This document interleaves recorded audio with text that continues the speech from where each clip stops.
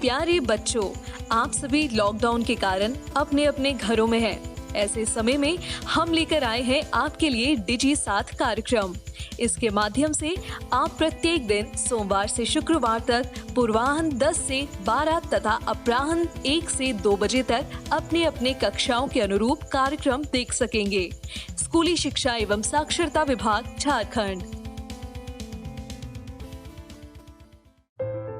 नमस्ते दोस्तों, आप सबका झारखंड सरकार के डीजी साथ प्रोग्राम में स्वागत है। आइए देखते हैं कि आज हम क्या पढ़ेंगे। हम एपिसोड की शुरुआत कक्षा 7 के इंग्लिश के चैप्टर बी ए फ्रेंड के साथ शुरू करेंगे। इसके बाद कक्षा 8 के इंग्लिश के चैप्टर द नेव फ्रेंड्स के साथ शुरू करेंगे। तो आइए शुरू करते हैं हम अपना प्रोग्राम डीजी साथ। अब पढ़ाई नहीं रुकेगी।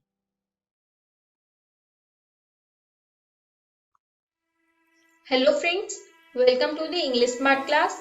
क्या आप सबको याद है हम सब ने मिलकर एक बहुत ही इंटरेस्टिंग पोएम पढ़ना स्टार्ट किया था जिसका नाम बी अ फ्रेंड है। हमने अभी तक इस पोएम को सेकंड स्टैंजा तक पढ़ा था। आज हम इस वीडियो में उस पोएम के थर्ड स्टैंजा के एक्सप्लेनेशन को पढ़ेंगे और कुछ इंटरेस्टिंग एक्सरसाइजेस भी करेंगे। आइए स्टैंजा थर्ड को स्टार्ट करने से पहले उससे रिलेटेड कुछ टिपिकल वर्ड्स देख लेते हैं।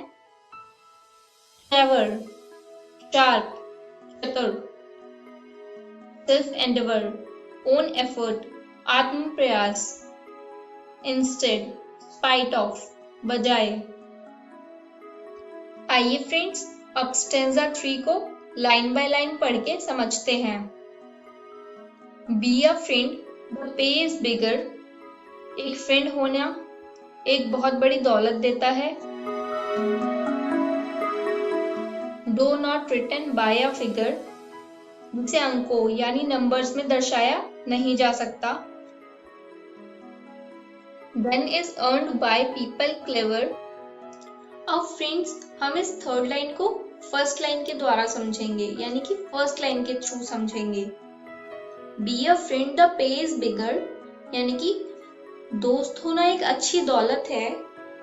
Then is earned by people clever, जो कि अमीर लोग, चालाक लोग होते हैं, उनके धन दौलत से ज्यादा अच्छा ये फ्रेंडशिप का धन होता है, यानी कि दोस्ती का धन होता है। इन वर्ड्स मेयरली सेल्फ एंडेवर, अब जो भी वो कोशिश करते हैं अपनी बुनियाद पर धन कमाने की या धन कमाते हैं, अब चालाकी से कमाएं या कैसे भी कमाएं, वो दोस्ती से ज्यादा बड़ा नहीं होता है।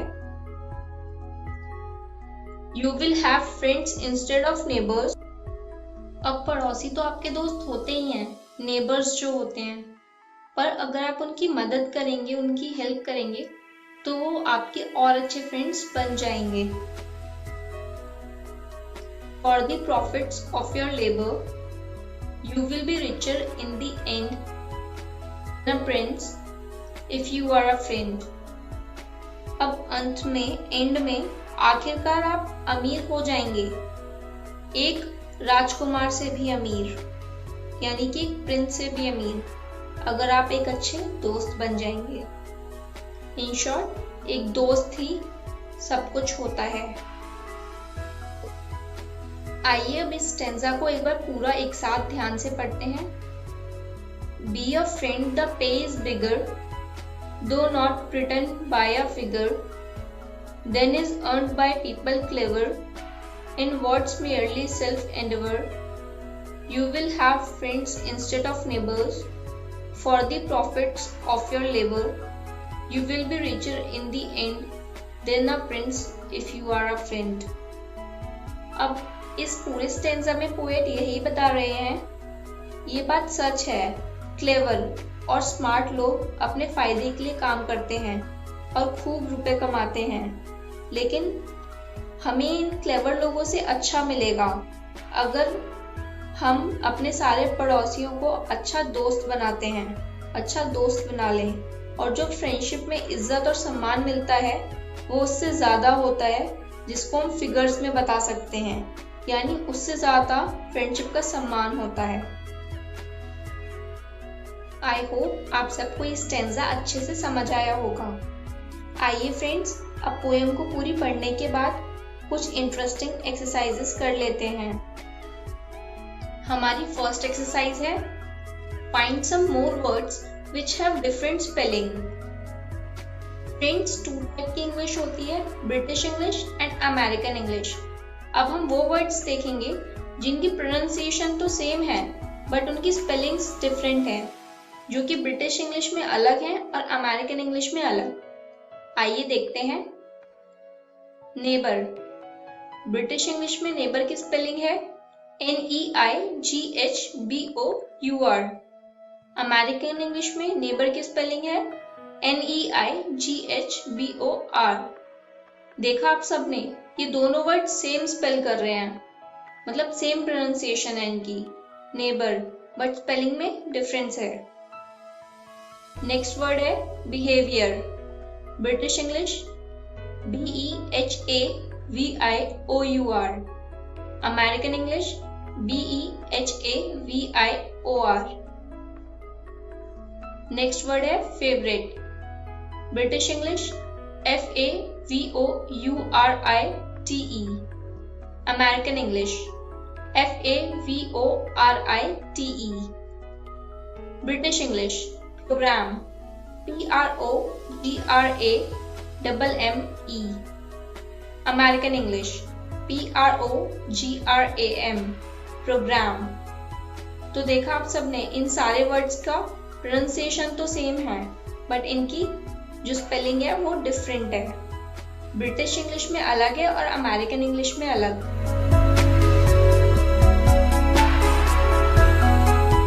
आइए अब हमारी नेक्स्ट एक्सरसाइज को देखते हैं। नेक्स्ट एक्सरसाइज है fill in the blanks with correct words from the box.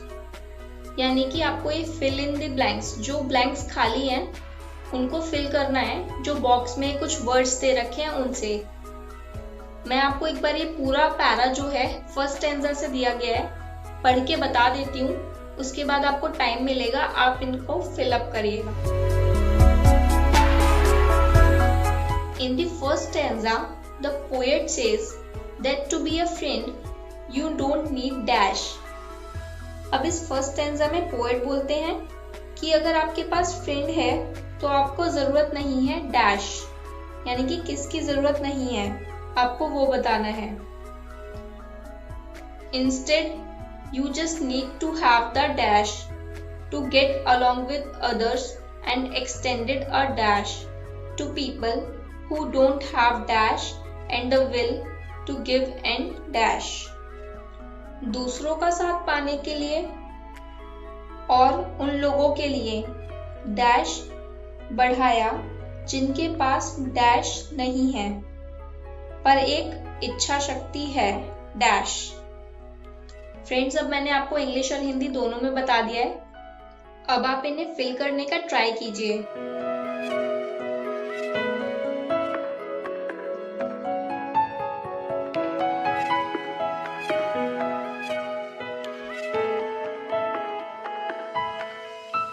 चलिए देखते हैं आपके आंसर्स मेरे आंसर्स से मैच होते हैं या नहीं। अब मैं सही आंसर्स बताती हूँ।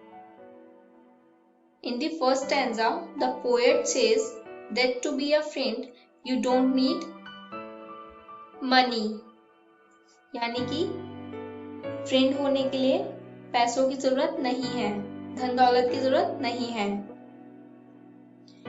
Instead, you just need to have the will to get along with others and extended a hand to people who don't have friend and the will give and lend।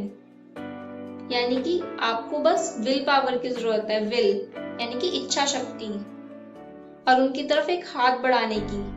Extended a hand to people who don't have friend, उनकी तरफ हाथ बढ़ाने की जिनके पास दोस्त नहीं है या जिनके दोस्त नहीं है पर उनके पास एक इच्छा शक्ति है देने लेने की। The will to give and land. I hope friends आपको ये दोनों एक्सरसाइज करने में मजा आया होगा और अच्छे से समझ भी आई होंगी। इस पोएम को और अच्छे से समझने के लिए आप सब अपनी बुक धेलिया से इस पोयम को बी अ फ्रेंड को घर जाकर अच्छे से पढ़िएगा या फिर रिवाइज करिएगा। आइए देखते हैं आज हमने क्या याद किया, क्या पढ़ा। आज हमने फर्स्ट स्टेंजा के एक्सप्लेनेशन को पढ़ा और 2 एक्सरसाइजेस भी की। First, British and American English words, जिसमें हमने ब्रिटिश और अमेरिकन इंग्लिश के वर्ड्स को देखा जिनमें उनकी स्पेलिंग्स अलग अलग थी पर प्रोनाउंसिएशन एक ही थी। और सेकंड एक्सरसाइज में हमने फिल इन द ब्लैंक्स किए। अगली वीडियो में हम इस पोएम से रिलेटेड कुछ प्रैक्टिस क्वेश्चंस करेंगे, तो आप सब याद से घर से पढ़ के आइएगा। Thank you. हेलो फ्रेंड्स, कैसे हो आप सब? Welcome to the English smart class. हमने लास्ट वीडियो में एक बहुत ही इंटरेस्टिंग पोएम पढ़ी थी और मैंने आप सबको घर से पढ़ के आने के लिए कहा था। क्या आप सब पढ़ के आए हैं? हाँ, मुझे यकीन है आप सब पढ़ के आए होंगे। आज इस वीडियो में हम उस पोएम से रिलेटेड कुछ क्वेश्चन आंसर्स करेंगे, यानी कुछ प्रैक्टिस क्वेश्चंस करेंगे। चलिए तो स्टार्ट करते हैं। हमारा फर्स्ट क्वेश्चन है, What makes you someone's friend? ऐसा क्या है जो आपको दूसरों का फ्रेंड बनाता है? जिसका आंसर है The will to give or lend will make you someone's friend. देने लेने की इच्छा शक्ति ही आपको दूसरों का दोस्त बना देगी, यानी किसी को बिना सोचे समझे कुछ देना लेना ही हमें उनका दोस्त बनाता है, उनका फ्रेंड बनाता है। आइए नेक्स्ट क्वेश्चन देखते हैं। Mention any 2 duties of a good friend. एक दोस्त के किन्हीं 2 कर्तव्यों के बारे में बताओ या बताइए। जिसका आंसर है The 2 duties of a good friend are, एक फ्रेंड के 2 कर्तव्य हैं। First, ignore small mistakes of your friends. Friends की छोटी छोटी गलतियों को नजरअंदाज करना। And second, respecting the honesty of friends. Friends की ईमानदारी का सम्मान करना। नेक्स्ट क्वेश्चन है, गिव अनदर वर्ड फॉर अनबीफ्रेंडेड। अनबीफ्रेंडेड की जगह कोई और वर्ड जिसका मीनिंग सेम हो। जिसका आंसर है कंपेनियनलेस, यानी जिसका कोई साथी या कोई फ्रेंड नहीं हो। आप और भी वर्ड्स फाइंड आउट कर सकते हैं जिसका मीनिंग सेम हो अनबीफ्रेंडेड की तरह। हमारा नेक्स्ट क्वेश्चन है, what does the poet compare friendship with in second stanza. Poet second stanza में फ्रेंडशिप की तुलना किससे कर रहे हैं? इसका आंसर है in the second stanza poet compares friendship with the glory.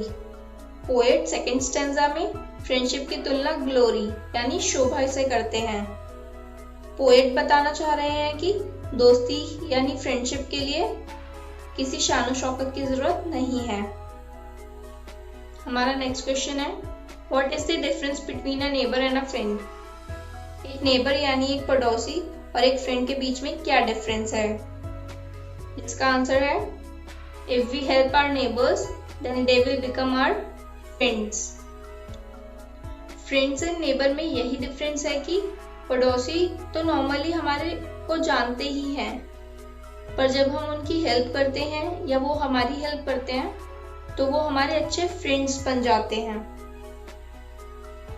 हमारा लास्ट क्वेश्चन है, how can you be richer than a prince. आप एक राजकुमार से ज्यादा अमीर हो सकते हैं? इसका आंसर है if you become someone's friend then you are richer than even a prince. अगर आप किसी के अच्छे दोस्त बन जाएं तो आप एक राजकुमार से भी अधिक अमीर हो सकते हैं। आई होप आप सभी को ये क्वेश्चन आंसर्स अच्छे से समझ आए होंगे। इन्हें और अच्छे से समझने के लिए एक बार घर जाके फिर से रिवाइज करिएगा। Thank you.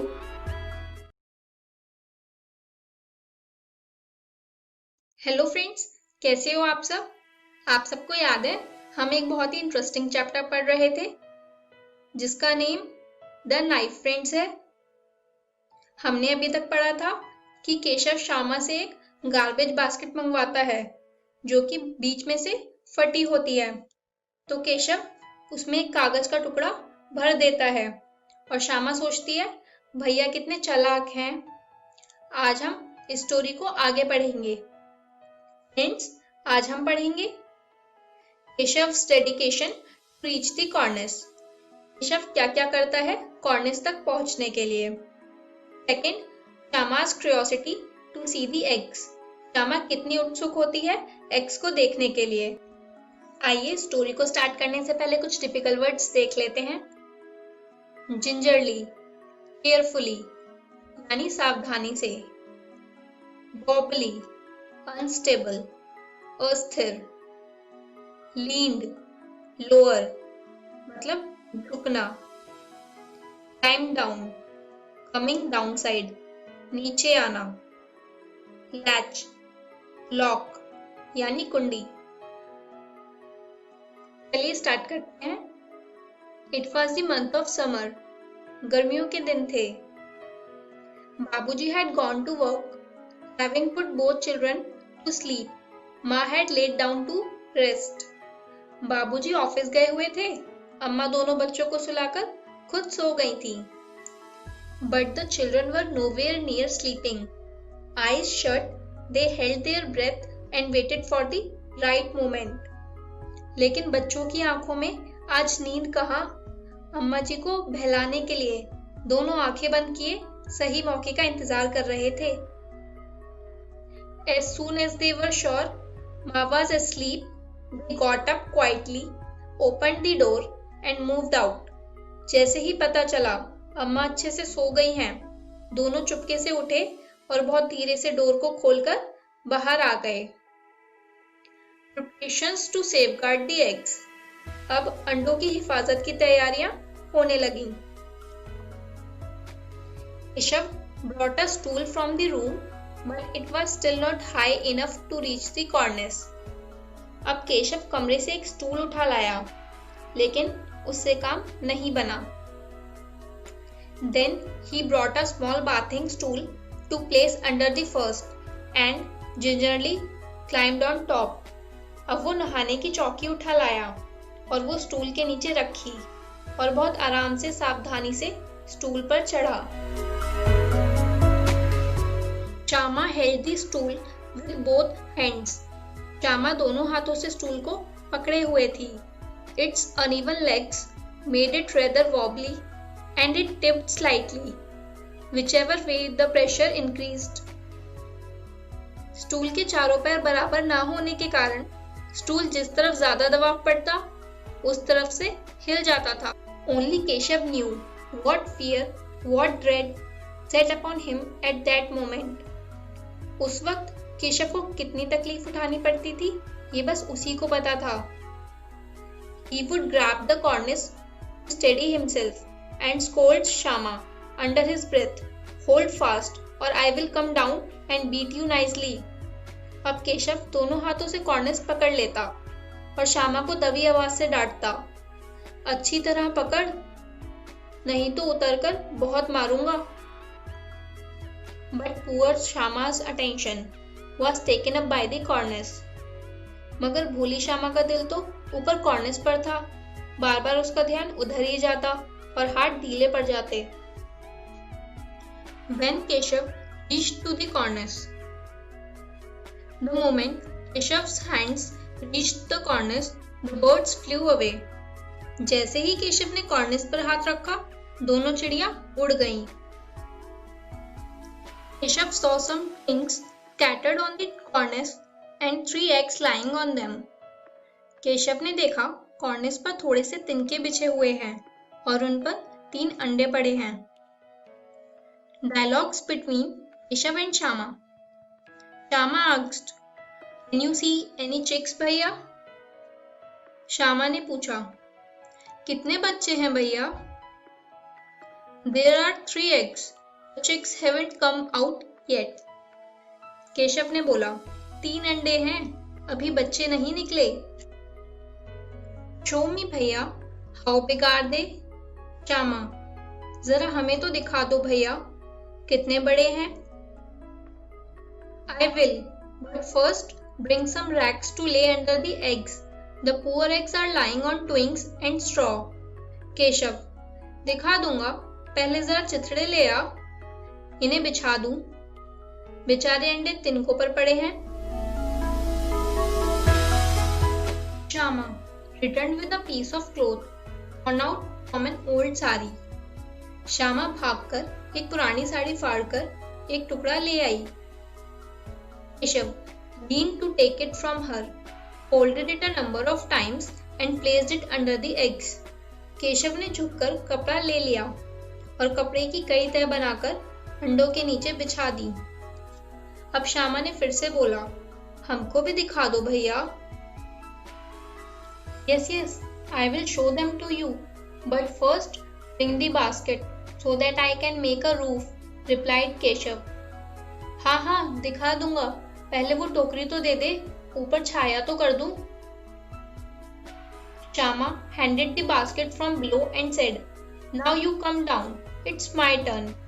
श्यामा ने टोकरी नीचे से ही दे दी और बोली, अब तुम उतर आओ, मैं भी तो देखूं। Keshav rested the basket against the branch and said, Go bring the water and grain. Keshav ने टोकरी को एक टहनी से टिकाकर बोला, जाओ दाना और पानी भी ले आओ।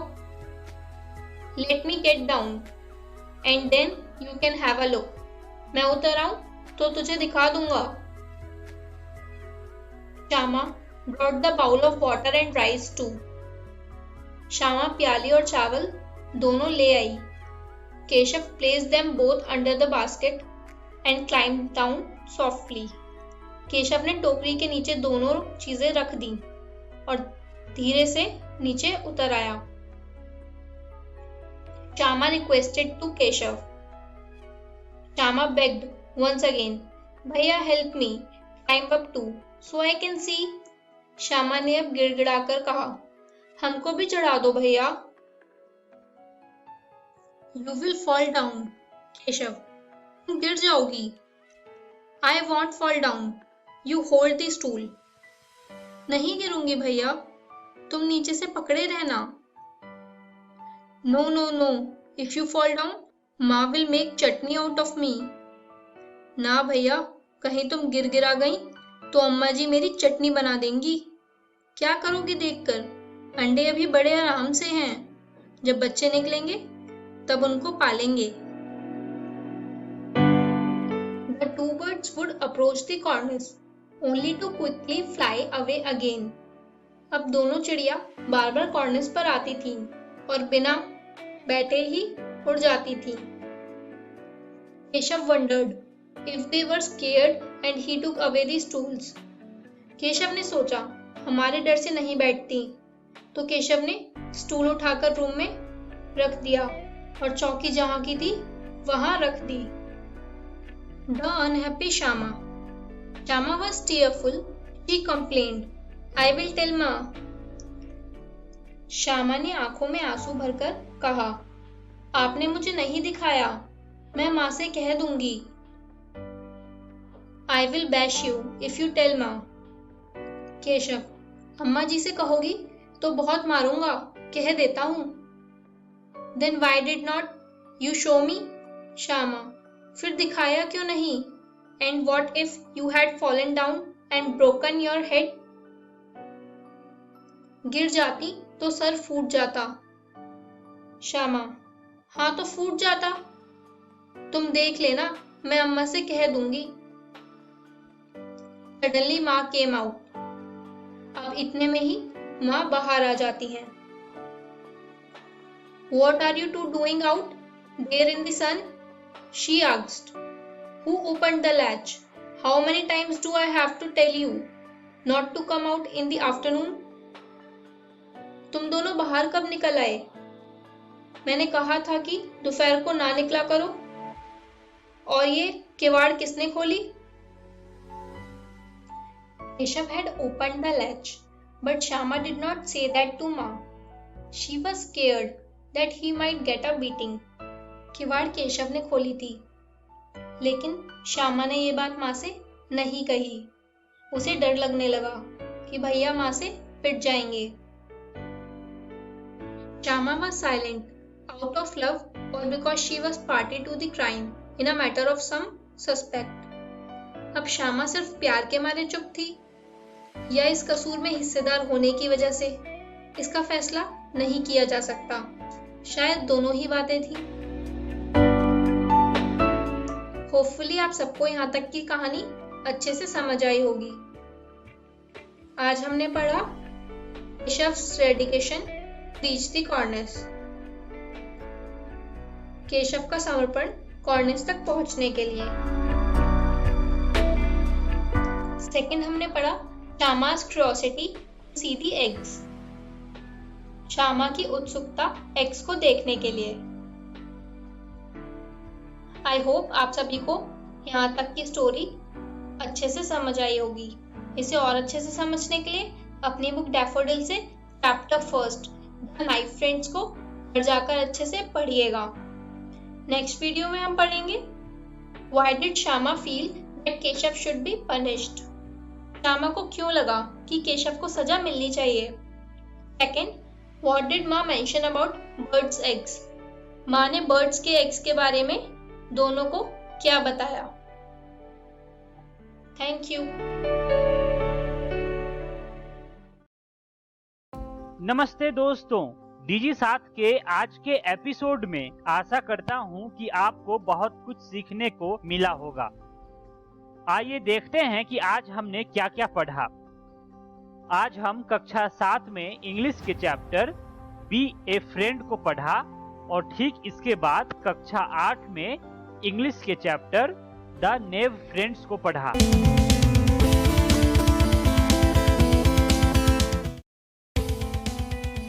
प्यारे बच्चों, आप सभी लॉकडाउन के कारण अपने अपने घरों में हैं। ऐसे समय में हम लेकर आए हैं आपके लिए डिजी साथ कार्यक्रम। इसके माध्यम से आप प्रत्येक दिन सोमवार से शुक्रवार तक पूर्वाह्न 10 से 12 तथा अपराह्न 1 से 2 बजे तक अपने अपने कक्षाओं के अनुरूप कार्यक्रम देख सकेंगे। स्कूली शिक्षा एवं साक्षरता विभाग, झारखंड। नमस्ते दोस्तों, झारखंड सरकार के डीजी साथ प्रोग्राम में आप सभी का एक बार फिर से स्वागत है। आज के इस वीडियो में हम दूरदर्शन के माध्यम से क्लास 9 और क्लास 11 की पढ़ाई करेंगे। तो चलिए देख लेते हैं कि आज हम क्या पढ़ेंगे। क्लास 9 में हम Iswaran the storyteller part 2 को पढ़ेंगे और क्लास 11 में हम we are not afraid to die if we can all be together part 1 और पार्ट 2 की पढ़ाई करेंगे। दोस्तों, आप सबसे उम्मीद है कि आपने अपनी कॉपी और कलम अपने साथ रखी होगी जिसमें आप जरूरी बातों को नोट करेंगे। तो चलिए देख लेते हैं आज का episode. Hello friends, welcome to the class. आज हम 9th क्लास की सप्लीमेंट्री रीडर मोमेंट्स का 3rd चैप्टर पढ़ने जा रहे हैं जिसका नाम है ईश्वरन द स्टोरी टेलर। आइए जानते हैं कि आज हम इस वीडियो में कौन कौन से टॉपिक्स कवर करेंगे। सबसे पहले हम पढ़ेंगे रिकैपिचुलेशन, जिसमें हम रिवाइज करेंगे जो भी हमने पिछली वीडियो में पढ़ा। After that we will read introduction and then word meanings and then anecdote of an elephant and then Ishwaran heroic act. Let's revise जो भी हमने पिछली वीडियो में पढ़ा। This story is about Ishwaran the storyteller.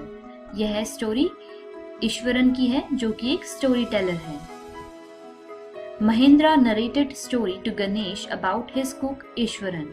जो महिंद्रा है वो गणेश को अपने कुक ईश्वरन की स्टोरी सुनाता है। Eswaran narrated even the smallest incidents. जो ईश्वरन था वो छोटे से छोटा इंसिडेंट भी बहुत ही अच्छे से नरेट करता था। Could weave endless stories and anecdotes. जब ईश्वरन स्टोरी सुनाना शुरू करता है तो वो एंडलेस नंबर ऑफ स्टोरीज भी सुना सकता है और एनेक्डोट्स भी। उसके पास इतनी सारी स्टोरीज होती हैं कि वो बहुत सारी स्टोरी सुना सकता है। Always managed to arrange food even at desolated landscapes. Desolated landscapes पर भी ईश्वरन कहीं से भी फूड अरेंज कर लेता था। Eswaran enthralled and influenced by Tamil thrillers. जो ईश्वरन था वो तमिल थ्रिलर्स पढ़ता था और उसी से उसकी स्टोरीज जो है वो इंस्पायर्ड थी। आइए पढ़ते हैं अब इंट्रोडक्शन के बारे में। Eswaran comes from a place famous for timber. Eswaran ऐसी जगह से आया था जो टिम्बर के लिए बहुत फेमस थी।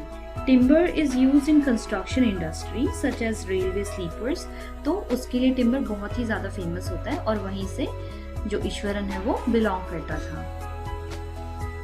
Anecdote of an elephant. Eswaran एक शॉर्ट स्टोरी सुनाता है एलिफेंट के बारे में जो कि उसके रियल लाइफ से रिलेटेड थी। Iswaran's heroic act. और उसी स्टोरी में ईश्वरन अपने एक हीरोइक एक्ट के बारे में बताता है जिसमें कि वो एक एलिफेंट के पैर पे एक लकड़ी मारकर वो उस मैड एलिफेंट को कंट्रोल करता है। This was the heroic act जो कि ईश्वरन उस कहानी में बताता है। Mahendra gets captivated in his stories. और जो महिंद्रा है वो बहुत ही ज्यादा ध्यान से उसकी स्टोरीज सुन रहा है, वो बहुत ही ज्यादा उससे अट्रैक्टेड है। His stories were a source of entertainment for Mahindra. जो ईश्वरन की स्टोरीज होती थी वो महिंद्रा के लिए एक सोर्स ऑफ एंटरटेनमेंट होती थी। आइए पढ़ते हैं कुछ वर्ड मीनिंग्स जो कि आपको आगे इस चैप्टर को समझने में बहुत ही ज्यादा हेल्पफुल होंगे। So the first word is hauled, means ढोना। जैसे कि आप इस पिक्चर में भी देख सकते हैं जो एलिफेंट है वो जो लकड़ियों को इस ट्रक पर ढो रहे हैं। So this is known as hauled. Next word is mahout, means महावत या फिर गज चालक। जैसे कि आप इस पिक्चर में भी देख सकते हैं जो केयर करता है एलिफेंट की और एलिफेंट को नहलाता है और उसकी सफाई रखता है, उसको हम कहते हैं महाउट। नेक्स्ट इज लॉन्च, मीन्स आरंभ करना, मीन्स स्टार्ट करना। Next word is tusker, means बड़े दांत वाला हाथी, जैसा कि आप इस पिक्चर में भी देख सकते हैं। Next word is stamping, means छाप छोड़ते हुए चलना, जैसा कि आप इस पिक्चर में भी देख सकते हैं कि एलिफेंट कैसे अपनी छाप छोड़ते हुए आगे बढ़ रहा है। Next word is emulation, means बराबरी की चेष्टा। Next word is outskirts, means बाहरी सीमाएं, जैसे कि बॉर्डर्स पे ऐसे जाली लगी होती है जैसे कि आप पिक्चर में भी देख सकते हैं, that is known as outskirts. Next word is helter skelter, means हड़बड़ी में। Next word is grunted, means घुरघुराना। जब कोई जानवर घुर्राता है तो उसको हम ग्रंटेड कहते हैं। Next word is depredations, it means विनाश, मीन्स डिस्ट्रॉय करना। केन, केन मीन्स छड़ी। मैनिशिंगली मीन्स डरावने ढंग से। Next word is trumpeted, means चिंघाड़ना। Next word is mustering, means इकट्ठा करना। नेक्स्ट वर्ड इज वेट, मीन्स जोर से चोट मारना, जैसा कि आप इस पिक्चर में भी देख सकते हैं। नेक्स्ट वर्ड इज टोनेल, मीन्स पैर का नाखून। ये एलिफेंट के पैर का नाखून है जो इस पिक्चर में दिखाया हुआ है। Next word is shiver, means थरथराना। Next word is mumbling, means बड़बड़ाना। Next word is rapt, means मगन, बहुत ही ज्यादा कंसंट्रेशन से सुनना या फिर बहुत ही ज्यादा अटेंशन देना उस चीज को। Next word is veterinary, means जो पशु चिकित्सक होते हैं उनको हम वेटरनरी कहते हैं, जो एनिमल के डॉक्टर्स होते हैं। Next word is shrug, means हिलाना। Anecdote of an elephant. Ishwaran began by saying that he belongs to a place famous for timber. So, Eswaran अपनी कहानी शुरू करता है और वो कहता है कि मैं उस जगह से बिलोंग करता हूँ जो टिम्बर के लिए बहुत फेमस थी। एलिफेंट हॉल्ड लॉग्स ऑन लोरीज, और वहां पर क्या होता था, जो एलिफेंट्स होते थे वो बड़े बड़े लकड़ के टुकड़े जो है वो लॉरीज पर चढ़ाते थे, जैसा कि आप पिक्चर में भी देख सकते हैं। One day a tusker escaped, stomping and smashing whatever came in its way. So एक दिन क्या हुआ, एक टस्कर वहां से भाग गया और वो सारी चीजों को स्मैश कर रहा था और बहुत ही ज्यादा जोर से अपने पैर रख के वो भाग रहा था इधर उधर, और जो भी उसके रास्ते में आ रहा था सब चीज को वो तहस नहस कर रहा था, जैसे कि आप इस पिक्चर में भी देख सकते हैं। Eswaran emulate the mad elephant. तो अब क्या होता है, जो ईश्वरन है वो उस मैड एलिफेंट की बराबरी करने की सोचता है। People ran helter and skelter in panic. जैसा कि आप इस पिक्चर में भी देख सकते हैं कि उस एलिफेंट के रोड पर आ जाने की वजह से जो लोग हैं वो बहुत ही पैनिक होके इधर उधर भाग रहे हैं। Eswaran heroic act. आइए जानते हैं कि ईश्वरन का कौन सा हीरोइक एक्ट था। Ishwaran wagged its third toenail. So अब क्या होता है, ईश्वरन उस एलिफेंट को कंट्रोल करने के लिए, उसकी बराबरी करने के लिए उसके थर्ड टोनेल पे एक डंडी मारता है, एक छड़ी मार देता है, जैसा कि आप इस पिक्चर में भी देख सकते हैं। A veterinary doctor was summoned to revive the elephant. और ईश्वरन ये कहता है कि वो छड़ी मारने की वजह से वो एलिफेंट जो है वो बेहोश हो जाता है और एक एनिमल वाले डॉक्टर को बुलाया जाता है ताकि उस एलिफेंट को होश में लाया जा सके। 2 days later, it was led away by its mahout to the jungle. और 2 दिन के बाद उसको वापस जंगल भेज दिया जाता है उसके माहौट के साथ। By Japanese art, karate और jujitsu said he brought down the beast.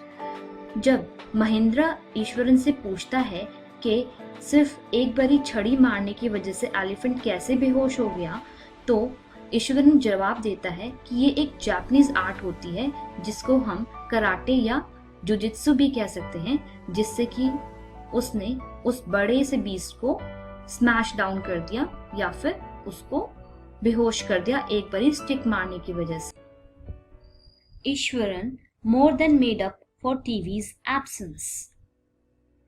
इस लाइन का मतलब ये है कि ईश्वरन के होते हुए महेंद्र को टीवी की कोई जरूरत नहीं पड़ती थी, क्योंकि वो बहुत ही ज्यादा एंटरटेनिंग था। ईश्वरन इतनी ज्यादा इंटरेस्टिंग स्टोरी सुनाता था कि वो किसी टीवी से कम नहीं था। Mahindra was jerked out at the new horror story of Ishwaran about the place they are occupying then. At last क्या होता है कि ईश्वरन एक हॉरर स्टोरी सुनाता है जिसे सुन के महेंद्र बहुत ही ज्यादा डर जाता है। सो फ्रेंड्स, आज हमने क्या सीखा? Anecdote of an elephant, Ishwaran heroic act. So आज हमने 9th क्लास की सप्लीमेंट्री रीडर मोमेंट्स का 3rd चैप्टर, जिसका नाम है ईश्वरन द स्टोरी टेलर का, पेज नंबर 14 और 15 समझा। नेक्स्ट वीडियो में हम पढ़ेंगे horror story and Eswaran stories impact. So next video में सप्लीमेंट्री रीडर मोमेंट्स का 3rd chapter Eswaran the story teller का पेज नंबर 16 और 17 हम समझेंगे। मैं उम्मीद करती हूँ कि आज हमने जो भी पढ़ा वो आप घर पे जाके दोबारा से पढ़ेंगे और उसको अच्छे से समझेंगे।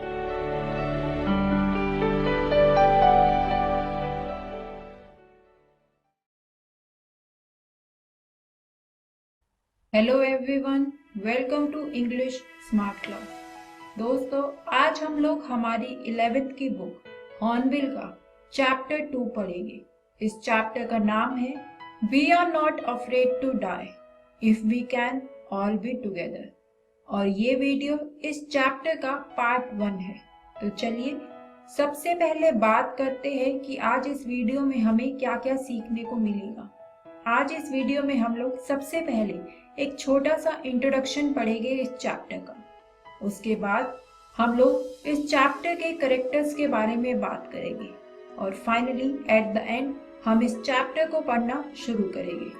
चलिए सबसे पहले बात करते हैं इंट्रोडक्शन की। ये जो चैप्टर है वो फर्स्ट पर्सन अकाउंट है एक एडवेंचर का, जो कि एडवेंचर किया था नरेटर ने अपनी फैमिली के साथ और अपने क्रूमैन के साथ। इसमें उसने बताया है कि किस तरह से जब ओशन में तूफान आ जाता है, बड़ी बड़ी वेव्स आ जाती है, तो किस तरह से नरेटर और उसकी फैमिली ने वो सरवाइव किया। टाइम पीरियड की बात करें तो वो होगी जुलाई 1976। The narrator set sail from England, यानी कि नरेटर ने अपनी जर्नी स्टार्ट की थी जुलाई 1976 में और वो इंग्लैंड से चला था। इस चैप्टर में हम बात करेंगे कि किस तरह से नरेटर ने, जो पहले ही एक जर्नी हो चुकी है बाय कैप्टन कुक, उसको डुप्लीकेट यानी उसको दोहराने की कोशिश करी थी। और इस चैप्टर में उसने बताया है, हमारे नरेटर ने हमें, कि किस तरह से उन्होंने 15 आवर्स सरवाइव किए थे उस शिप पर तूफान भरे ओशन में। चलिए दोस्तों, अब इंट्रोडक्शन के बाद बात करते हैं कैरेक्टर्स की। सबसे पहला कैरेक्टर जो इस चैप्टर में है वो है द नरेटर, जो कि शिप का कैप्टन भी है। इसके बाद हमारा जो सेकंड कैरेक्टर है वो है मैरी, जो कि वाइफ है हमारे नरेटर की। इसके बाद हमारा अगला कैरेक्टर है जॉनथन। जॉनथन 6 साल का है और वो नरेटर और मैरी का बेटा है। हमारा नेक्स्ट कैरेक्टर है सुजेन।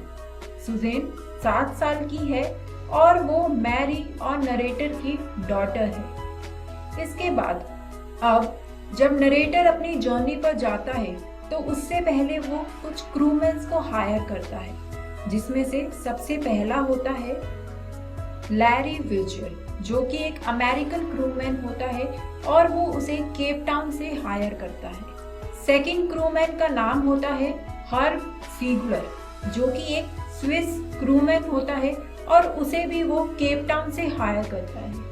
तो दोस्तों, इस चैप्टर में ये सारे कैरेक्टर्स हैं जिनके आसपास ये स्टोरी घूम रही है। चलिए इनको याद रखते हुए अब हम अपनी स्टोरी को पढ़ना शुरू करते हैं। इस चैप्टर की स्टार्टिंग में नरेटर हमें बताता है कि किस तरह से जुलाई 1976 में वो अपनी वाइफ, अपने सन जॉनथन, अपनी डॉटर सुजेन के साथ एक जर्नी पे निकलता है। वो जर्नी स्टार्ट होती है इंग्लैंड से और उस जर्नी में वो 200 साल पहले यानी 200 इयर्स पहले जो कैप्टन जेम्स कुक ने एक जर्नी की थी उसको रिपीट करना चाहता। नरेटर हमें ये भी बताता है कि वो एक 37 ईयर ओल्ड बिजनेसमैन है और किस तरह से हमेशा से वो एक फेमस एक्सप्लोरर बनना चाहता था। इसके बाद दोस्तों, ये जो ब्लैक वर्ड्स है यानी कि honing our seafaring skills, ये रेफर करते हैं to the effort by the author and his wife to perfect their seafaring skills. They advance toward making themself fit to travel on the sea. इसका मतलब है कि इस journey पर निकलने से पहले नरेटर और उसकी वाइफ ने अपनी सी फेयरिंग स्किल्स को सुधारने के लिए, परफेक्ट करने के लिए बहुत कुछ करा था ताकि वो इस जर्नी पर जाने के लिए फिट हो सके। अब नरेटर अपनी फैमिली को डिस्क्राइब करने के बाद हमें बोट के बारे में बताता है कि उसकी बोट किस तरह की है। उसकी जो बोट है उसका नाम है वेव वॉकर और वो 23 मीटर्स की है और उसमें 30 टन्स वुड यूज हुआ है।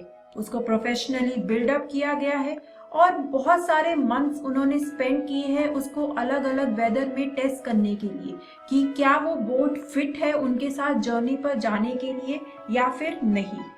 और जैसे कि हमने करेक्टर्स में पढ़ा था कि उन्होंने 2 क्रूमैन्स को हायर किया था, एक था अमेरिकन और दूसरा था स्विस। कहाँ से उन्होंने हायर किया था? उन्होंने उन्हें केप टाउन से हायर किया था।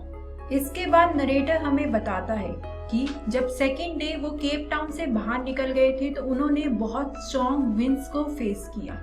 फॉर नेक्स्ट फ्यू डेज वो विंड्स कॉन्टिन्यूसली ब्लो कर रही थी। जो नरेटर है उसे उन स्ट्रॉन्ग विंड से इतना डर नहीं लग रहा था। डर लग रहा था तो पानी की जो वेव्स थी उनसे, क्योंकि वो अब 15 मीटर्स तक हाई हो चुकी थी। चलिए अब आगे देखते हैं कि आगे स्टोरी में क्या हुआ।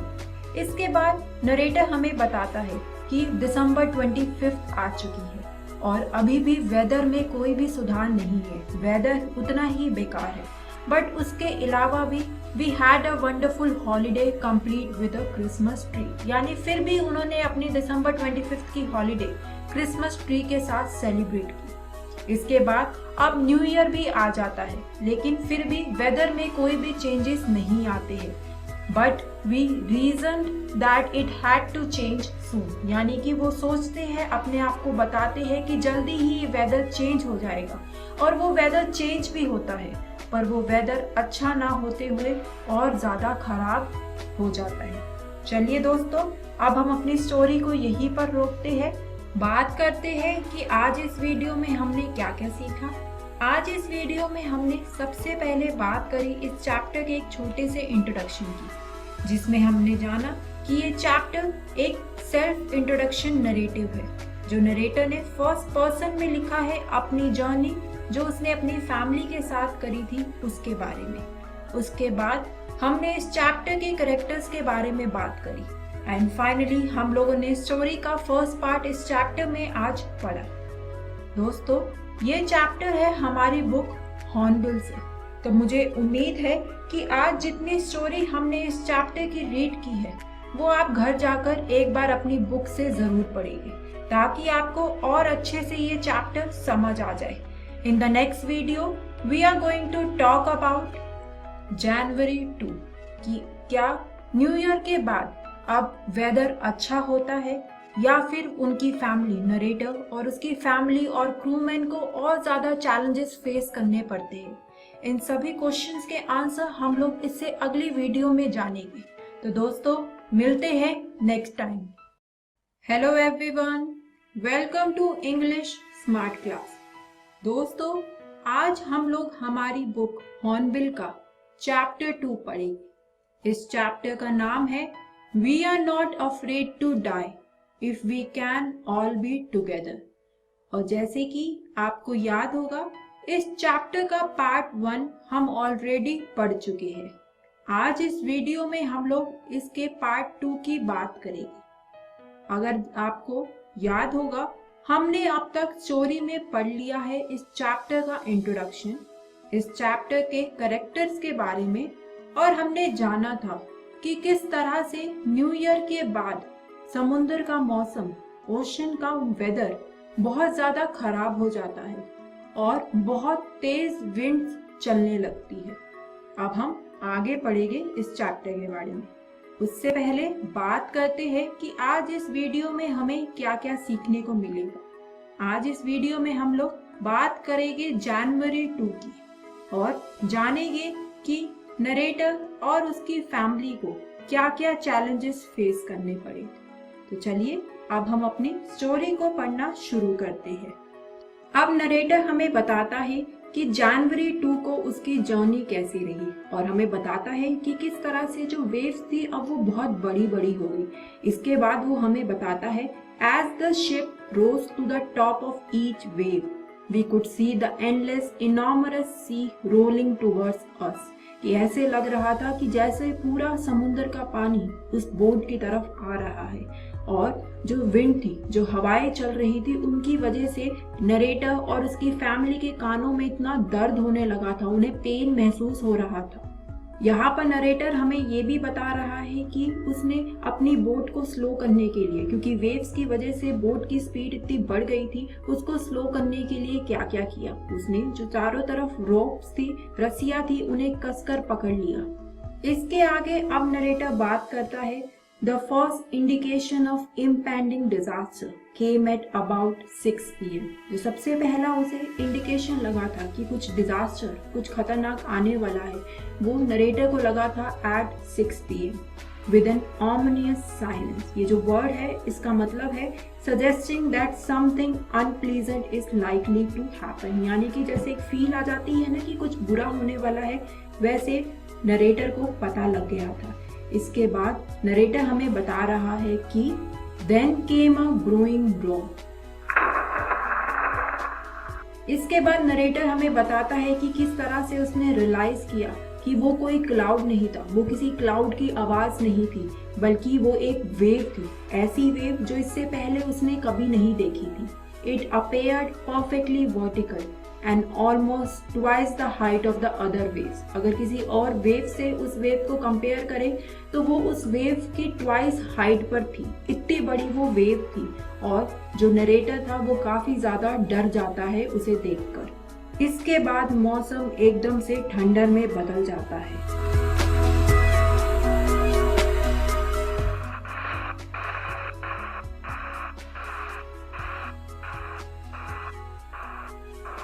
और नरेटर को लगता है जैसे कि उसकी डेथ यानी कि उसका अंत समय करीब है। नरेटर पानी में से अपना सिर बाहर निकालता है, क्योंकि इतनी ज्यादा बड़ी बड़ी वेव्स की वजह से और आंधी तूफान आने की वजह से उनकी बोट पर बहुत सारा पानी भर जाता है। और इसी वजह से नरेटर को लगता है कि अब उसका एंड समय यानी कि अब उसकी मौत हो जाएगी इसी बोट के ऊपर, जैसे कि आप इस वीडियो में देख सकते हैं कि कितनी बड़ी बड़ी वेव्स का नरेटर और उसकी फैमिली ने सामना किया। इसके बाद अब नरेटर बात कर रहा है कि किस तरह से इतनी बड़ी बड़ी वेव्स उसे डेक पर कभी इधर गिर रही थी तो कभी उधर गिर रही थी, और इसी की वजह से नरेटर की जो लेफ्ट रिब थी वो भी टूट गई थी, उसके मुंह में से खून आ रहा था और उसके कुछ दांत भी टूट गए थे। आगे नरेटर बात कर रहा है कि water water everywhere, I could feel that the ship had water below, but I dared not abandon the wheel to investigate।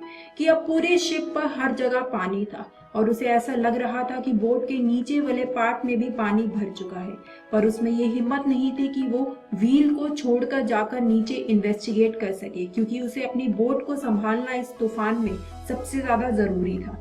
इसके बाद वो बता रहा है कि किस तरह से मैरी नीचे वाली फ्लोर से ऊपर आती है और बोलती है कि हम लोग डूब रहे हैं। जो पूरा डेक है बोट का वो वाटर से भर चुका होता है और इसी वजह से मैरी और बच्चे अब पानी के अंदर डूब रहे होते हैं। इसके बाद नरेटर हमें बताता है, take the wheel I shouted as I scramble for the hatch, कि वो चिल्लाकर बोलता है कि कोई व्हील संभालो। और उसी वक्त जो उसने दो क्रूमैन्स को हायर किया होता है, लैरी और हर्ब, वो पागलों की तरह मैन की तरह बोट से पानी निकालने के लिए कोशिश कर रहे होते हैं। इस वक्त बोट पे जितनी भी चीजें होती है, चाहे वो कपड़े होते हैं, टॉयज होते हैं, चार्ट्स होते हैं, कुछ भी होता है, वो सब पानी में डूब चुका होता है। इसके बाद नरेटर बोलता है, after finding a hammer, screws and canvas, I struggle back on deck. और अगर नरेटर ने जल्दी ही बोट को रिपेयर नहीं किया तो वो लोग सब डूब जाएंगे, क्योंकि अब बोट में इतना ज्यादा चारों तरफ से पानी आ रहा था। इसके बाद नरेटर ने बोट को रिपेयर किया। उसके बाद जो उनकी वाटर पंपिंग मशीन थी वो खराब हो जाती है, लेकिन तभी नरेटर को याद आता है कि उसके पास एक और इलेक्ट्रिक पंपिंग मशीन है चार्ट रूम में। वो उसे फटाफट लाता है और उसे कनेक्ट कर देता है और इसी तरह से पूरी रात उनकी निकल जाती है, कभी वाटर पंप करने में, कभी रेडियो को वर्क करने में और कभी व्हील को दोबारा से संभालने के लिए। और नरेटर हमें बताता है कि we were getting no reply to our mayday calls. Mayday calls क्या होता है दोस्तों? If someone in a plane और ship send out a mayday or a message. They send out a radio message calling for help because they are in serious difficulties. अगर कोई समुंदर में, कोई आसमान में बहुत सीरियस डिफिकल्टीज में है तो वो लोग जो मैसेज सेंड करते हैं उस मैसेज को बोलते हैं मेडे कॉल्स। अब आगे बात करते हैं। जो नरेटर की डॉटर होती है सुजेन, उसका हेड काफी ज्यादा स्वॉलन हो जाता है, फूल जाता है, उसकी ब्लैक आईज हो जाती है और उसकी आर्म्स पर काफी ज्यादा कट आ जाते हैं। इस पर जब नरेटर उससे पूछता है कि उसने अपनी इंजरीज के बारे में पहले क्यों नहीं बताया, तो वो रिप्लाई करती है, I didn't want to worry you when you were trying to save us all, कि मैं आपको परेशान नहीं करना चाहती थी जब आप हम सबको बचाने में लगे हुए हैं। तो दोस्तों, इसी के साथ अब हम स्टोरी को यहीं पर रोकते हैं। बात करते हैं कि आज इस वीडियो में हमने क्या पढ़ा। आज इस वीडियो में हमने बात करी जनवरी 2 की और जाना कि उन लोगों ने, नरेटर, उनकी फैमिली ने और क्रूमेंस ने क्या क्या चैलेंजेस फेस किए। ये चैप्टर है हमारी बुक हॉर्नबिल से। तो मुझे उम्मीद है कि घर जाकर आप इस चैप्टर को एक बार से दोबारा से जरूर पढ़ेंगे।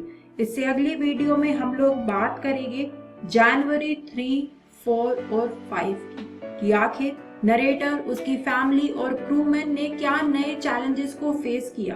क्या सुजैन, जिसको इतनी ज्यादा चोट लगी हुई थी, उसे डॉक्टर की मेडिकल सर्विसेज मिल पाती है या नहीं।